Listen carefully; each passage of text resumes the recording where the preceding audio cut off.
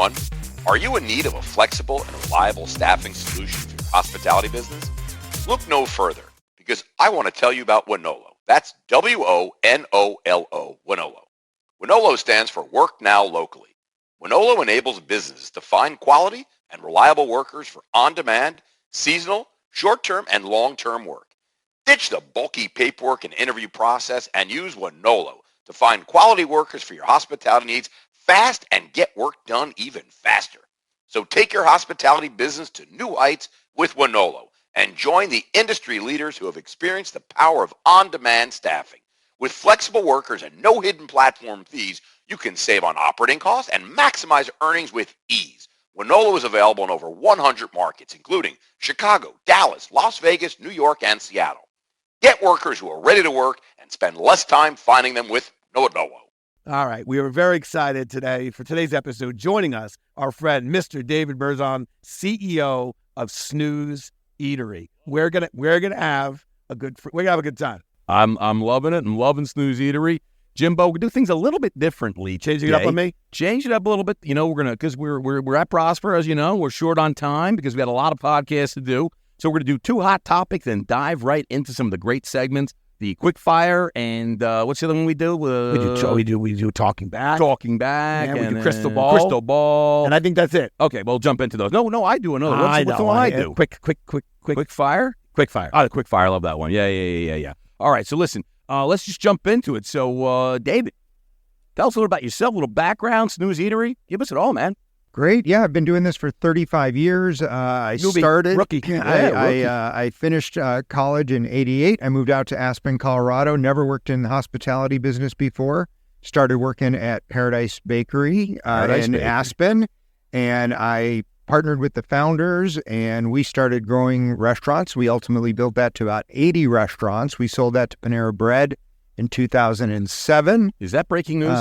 That's not breaking news. That's old news. That's old news. It's the first time we've said it, so it's breaking to us. That's amazing. Ended up working for Panera, staying on board for 4 years, and when my agreement was up, I was out of there. I did not like working for a big, giant public company, but I always say I learned as much in that 4 years working there as I had in my previous 20 as an entrepreneur. Right. So it was a great experience, but I wanted to do something small again, and partnered with a private equity group in 2012. We bought Snooze at 6 units, and we just opened number 62. We're signed through number 75. That's awesome. And congratulations. Kind of growing with a bullet. That's unbelievable, man. You did it with Paradise Bakery.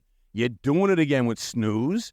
Unbelievable. I like that he graduated college, goes out to Boulder, never returns. That's it. And comes into the hospitality industry and making things happen in the industry we love. Well, I just came back from Boulder, and I got to tell you, it's a place that when you go to, you might never leave. I hear it's pretty beautiful. Yeah. It's gorgeous. I want to kick things off with a hot topic, the front burner. There's my contribution to the restaurant lingo. But something that we are rather obsessed with is loyalty. And you guys at Snooze have just upgraded your program to My Snooze benefits. Benefits. Yes, benefits. Play on Benedict. Yeah, Benedict. And he's from finance. He doesn't get these things. Guy. But listen, I love that you're finding new ways to reward your customers, your guests, and allowing them to redeem points, towards side dishes and mocktail parties, yearly perks. Again, we think the engagement and the personalization and that relationship that loyalty and a good loyalty program allows you to form with that guest is so valuable. Can you share a little more about some of the trends maybe you're seeing and how the data, I would imagine, is pretty important to you through your loyalty is helping you guys in terms... Data or data? It is definitely data, but you say data. I say data. It could be data. We're going to find out. What do you say, data or data? Data. What do I say? Data. It is data. But listen, can you tell us a little bit how the data through your loyalty program is allowing you guys to make more informed and ideally better decisions? Yeah, I think, look, when someone opts into your loyalty program, they're actually giving you permission to have a relationship with them, right? They're actually saying, I will share about myself and of myself. And through that, you have the ability to track them. So you start to see what they order, the times of day they come in. You get to ask questions. What other restaurants do they like to frequent? And you learn how to cater to that guest specifically. And look, this whole thing is about how do we build deeper relationships with guests.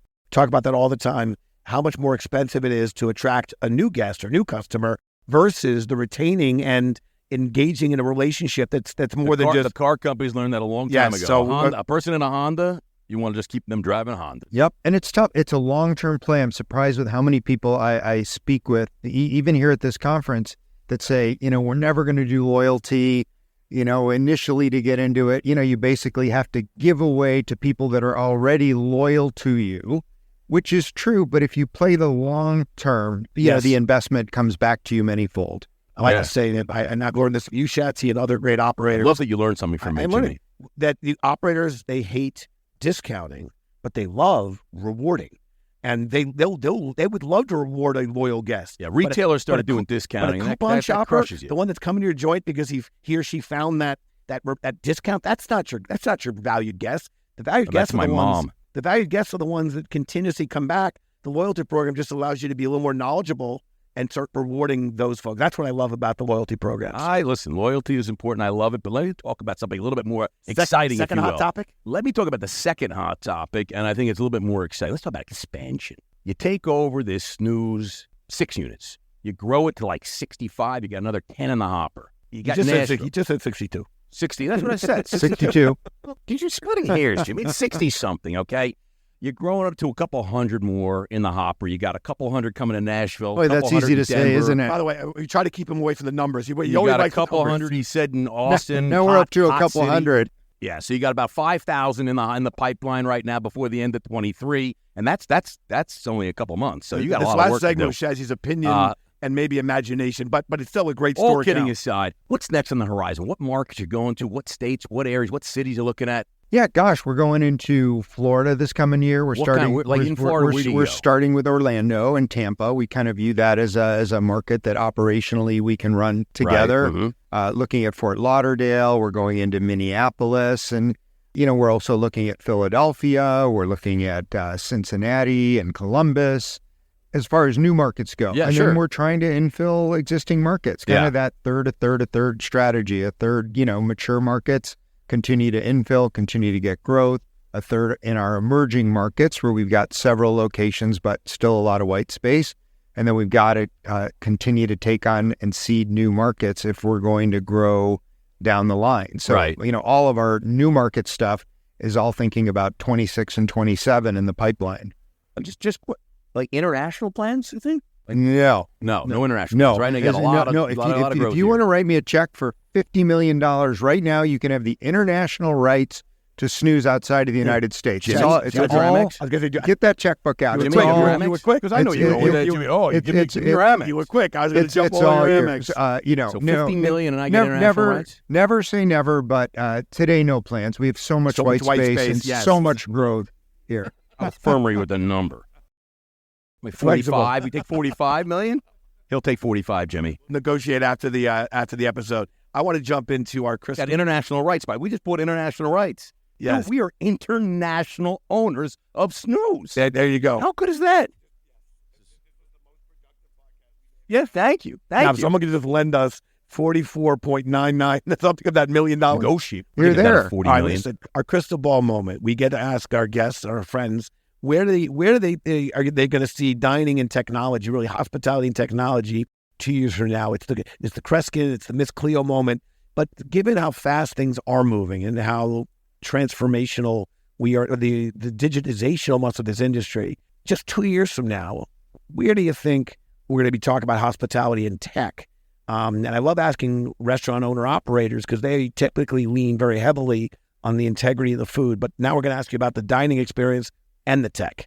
Gosh, I mean, it's such a difficult question because, we were, this industry, we were dinosaurs until COVID forced us out of that. I mean, dinosaurs. Yes. You had a POS system. Coal mining may have been ahead of us. Yeah. You have a POS system. Maybe you had a KDS system. Dishwasher. Maybe you had some basic data collection.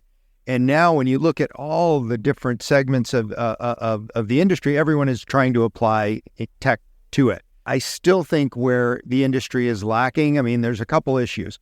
There's literally hundreds of startups in all these little areas of trying to serve the restaurant space. Yes. And sometimes we're a little leery. We get pitched some great ideas, but you have to ask yourself, are these places going to be in business a couple years from now? I go all in on them. Yeah. And probably the biggest issue, and where I hope we're going 2 years from now, is these products struggle communicating with one another. Yes. Right? Everything has to talk to one another. We have been trying. Integration, as they say. It's the hardest thing because no one, starting with, the big guys like DoorDash, no one wants to share data, right? I mean, data is king. Data is where all the money is. Mm-hmm. It's where all the value is. And restaurants want to keep it and own it. Third parties want to keep it and own it. And until someone really cracks that code, I think we're still just going to see a ton of bifurcation and nothing really consolidated. I think there's going to be very few winners until that takes place. Do you miss making schedules on Excel spreadsheets? No, but I'll tell you what I miss. Manager Red Book. The Red Book. You might call me a dinosaur, man, but I it. miss opening that page and saw having the it weather, on the desk. You saw many covers, all the notes. I am a dinosaur because I'm chronically griping about we just need to get Red Book. Experience. Red Book. Yeah, because the Red Book had everything, man. One-stop shop, man. Knowledge is cumulative. I agree. It's getting better. Go back to a little talking back, Jimbo. And talking back, yes, we love. We clearly enjoy having guests and friends come on the podcast so we could ask questions, but we learned along the way. Sometimes our guests have questions for us. So here's talking back. The microphone is yours. I like to say nothing's off the table. I hope I never have to actually correct that, but microphone's yours, my friend. What do you have for us? Yeah, you're the tech guys. Where do you see this industry in 2 years as it relates to tech? Like, what are going to be the big innovations? You want to jump? Yeah, I'm going to go real quick. Because you know how I feel about automation and things like that. And automation comes in a lot of different forms. It's not like robots necessarily all running around making all the food.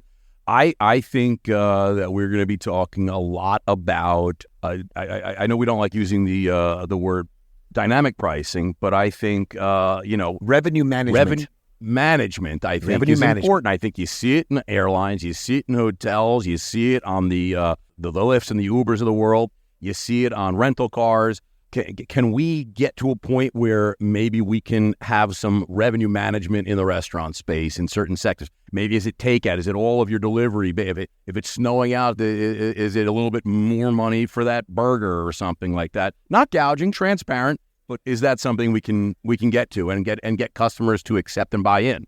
Somebody's going to do it. We've actually talked about that because obviously, we're in the brunch business. We're on 2-hour waits every weekend. Yep. So our demand on a Saturday and Sunday is way higher than Monday through Friday. I mean, I have been waiting in a Lyft. $100 pancakes. I've been in a Lyft line in Vail where the line has gotten so long, the Lyft ticket price changes as you're standing there in line on the digital screen. There you go. It goes from $170 to $190. So why can't we do it at Snooze?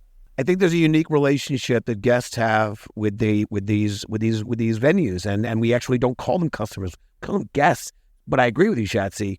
It has to be done with transparency. It has to be done with integrity. There has to be a fairness to it. Can't just always be against. It has to go both ways. So $100 pancakes you don't like? No. Well, I'm just saying. Then there should be an opportunity when Snooze is not that busy that there's $1 pancake. So we just got to find the right balance. Pancake. Yeah, dude, it's got to make money, man. Yeah, we have to make some money. Yes. That being said, this intersection of hospitality and technology is very difficult. Yes. So in the middle of COVID, I would have said, okay, this is great. Everyone is now using their cell phone to pull up a menu. Yep. And that's the future. I mean, everyone resisted it. All of a sudden, everyone was doing it. And now everyone is going back to menus. Yep. Why? Because hospitality, right? Yeah. They want that ease of use. It's less friction. It feels good to sit down and have a menu placed in your optionality. Yep. Right? I like optionality. If you want to have paper menus and you want to have a QR code that someone can scan a menu, I mean, I don't mind the optionality. I think so, but then the actual realistic goal of saying, gosh, how do you have dynamic pricing? The only way to do that is on a 100% digital platform. Yes. Otherwise, you're constantly saying, I got to printing pull a lot out of these menus, those menus, these menus. It's not green. That's not green. It's bad for the trees, bad for the environment. But I agree with you. I think it'll happen someday. Yeah, I agree. I appreciate that. It's a great question. I love it. And I got to tell you, I think I killed on the answer. I think it might have been your best answer ever. Yeah, I think you answered the same thing like a couple weeks ago. That answer was so good, I was almost shocked you gave it. Yeah. See what I did there? Yeah, no, I appreciate it. Yes. It was a dig. Backwards compliment. We do a food service feud every week on the podcast. Food service feud. We go on LinkedIn. We ask like 100 million people one question, and we get the responses, and then we give the question to you on the feud and see if you can guess what they said. Okay. So are you guys ready to play the food service feud? Get your imaginary buzzer. Here we go. I asked 100 million people, and the survey, the question was, what is your favorite potato style? Favorite potato style. Is it mashed potato? Was it hash potato? Was it French fries or potato crisp?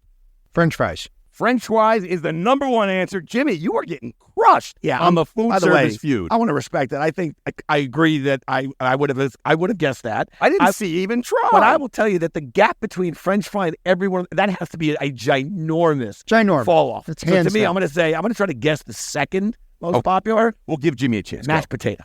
No, that was 3, Jimmy. That wouldn't have gotten potato chip. Potato chip? No, I like a good I would have gone with mashed potato. I like a good mashed potato. I would have gone with... I'd do with cream and maybe a little garlic mash, herb mash.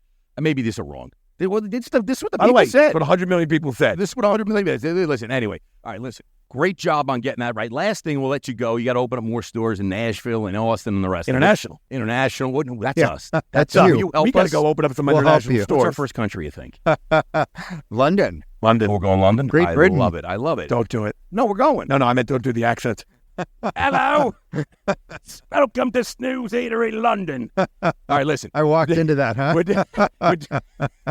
We're doing Brandon. We're going right to the quick fire right now. Okay, 5 lightning round questions. Don't think too long. Are you ready, sir? Yep. Soup in a cup or soup in a bread bowl? Soup in a cup. Favorite cuisine? Pizza. Me too. Yeah. Favorite food city in the world? New York.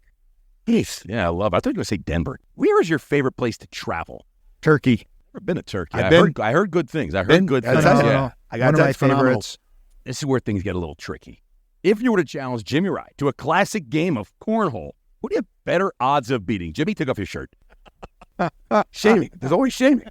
No, I just thought you were hot. Jimmy looks like he'd be pretty good. So Michael, I got to say it's you. I think my odds are Michael too. Yeah, that's how seriously he's going to spank you. I mean, honestly, you call me Mike. I got my mom. Yes. Plus, like of all the questions you could ask in all of our leases, so we have cornhole outside of all of our restaurants. We actually write into our leases that we get to play cornhole on the sidewalks in front of our buildings. Awesome. So we play a lot of cornhole. What is the cornhole like? How did that come about? Just curious. You know, we have such big weights on weekends and on even weekdays that we need to entertain guests. So we have, giant Jenga and cornhole. Right.